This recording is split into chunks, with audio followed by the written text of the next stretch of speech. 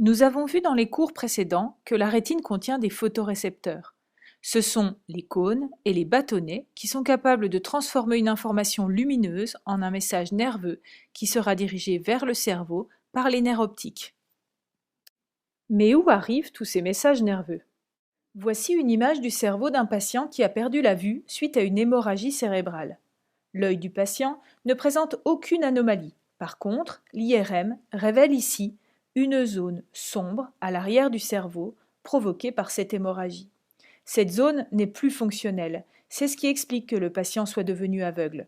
Cette région du cortex visuel est appelée aire visuelle. Les scientifiques ont également étudié d'autres anomalies de la vision. Voici les résultats. Chez cet individu, on observe une tumeur ici, dans une zone de l'aire visuelle à droite du cerveau. La conséquence est que ce patient ne peut plus voir les couleurs dans la moitié gauche de son champ visuel, alors que sa rétine ne présente, elle, aucune anomalie. On en déduit donc qu'une zone du cerveau nous permet de reconnaître les couleurs. Chez cet autre patient qui a subi une intoxication au monoxyde de carbone, on observe qu'il est devenu incapable de repérer des formes simples. Regardez ici, on lui a demandé de cocher dans chaque ligne le dessin qui est identique au premier. Il en est incapable. Regardez ici, il coche par exemple le rond à la place du triangle. On en déduit que cette petite zone du cerveau, ici, qui a été détruite lors de l'intoxication au monoxyde de carbone, permet de reconnaître les formes. Les scientifiques ont mis en évidence ici une troisième zone impliquée dans la reconnaissance des mouvements. Regardez ici la vision qu'a une personne atteinte par cette anomalie. Elle ne perçoit pas les images en continu, mais a des arrêts sur image de plusieurs secondes, durant lesquels elle ne perçoit plus qu'une image immobile d'un objet en mouvement. Traverser une rue devient très dangereux, car la voiture qui semblait pour elle à l'arrêt peut se retrouver tout près d'elle. Il est également très difficile de se servir un verre. Vous venez de comprendre qu'il existe des zones spécialisées dans le cortex visuel, avec une aire V3 qui permet de reconnaître les formes, une aire V4 qui permet de reconnaître les couleurs et une aire V5 qui permet de reconnaître les mouvements. Vous savez également que seule une toute petite partie de la rétine qu'on appelle la macula permet une vision parfaite grâce aux cônes. En périphérie, les bâtonnets ne permettent eux qu'une vision floue et en noir et blanc. Alors, comment réussit-on à voir une image globale et nette? Pour le comprendre, regardez cet extrait d'une émission canadienne. Quand nous regardons une image, il y a moins d'un dixième de la scène visuelle qui est en haute définition. Pour le reste, nous ne parvenons pas à bien distinguer ce qui se passe. On croit, à tort, que notre système visuel fonctionne comme une caméra vidéo. En fait, la majeure partie de l'image qui entre dans le cerveau est floue.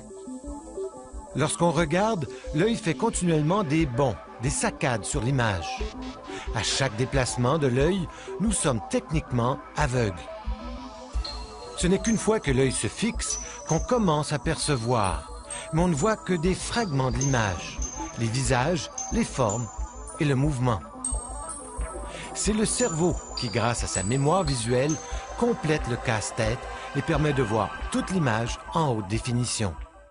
Le cerveau doit donc traiter les différentes informations qui lui parviennent sur la forme, sur les couleurs ou encore sur le mouvement pour réussir à reconstruire une image en couleur, nette et en mouvement, donc pour élaborer une perception finale et unique.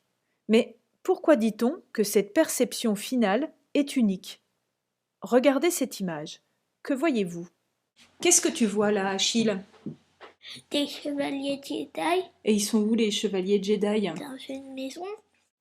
Si on avait demandé à une personne ayant un mode de vie davantage ancré dans la nature, elle nous aurait dit voir à la place du coin de la pièce un arbre et à la place de la fenêtre un objet porté par une femme.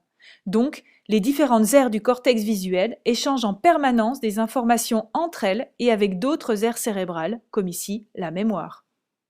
À la naissance, l'organisation générale du cortex visuel est la même pour tous. Mais après la naissance, les expériences vécues par chacun sont à l'origine d'une organisation différente des réseaux de neurones dans le cerveau.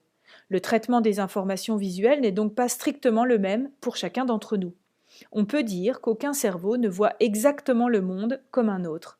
Vous comprenez aussi que l'entraînement régulier, comme l'expérience individuelle, entraîne tout au long de notre vie une réorganisation des connexions nerveuses dans notre cerveau. On voit bien ici qu'un violoniste a plus de connexions nerveuses actives entre ses neurones quand il bouge son auriculaire gauche qu'une personne qui n'a jamais fait de violon de sa vie. Cette capacité de nos neurones à faire et défaire des connexions nerveuses s'appelle la plasticité cérébrale. Les réactions chimiques ayant lieu dans les cônes et les bâtonnets entraînent la création de messages nerveux qui se propagent dans le nerf optique. Ce sont des signaux de nature électrique dont la fréquence correspond à une information codée. Ces messages nerveux empruntent les voies visuelles pour atteindre le cortex visuel occipital. Le cortex visuel occipital est constitué de différentes aires spécialisées dans le traitement des messages nerveux. Selon la fréquence des signaux électriques générés par les photorécepteurs, chaque aire interprète une caractéristique de l'image observée: forme, couleur, mouvement. Ces différentes aires communiquent entre elles et le cerveau réalise alors une interprétation globale.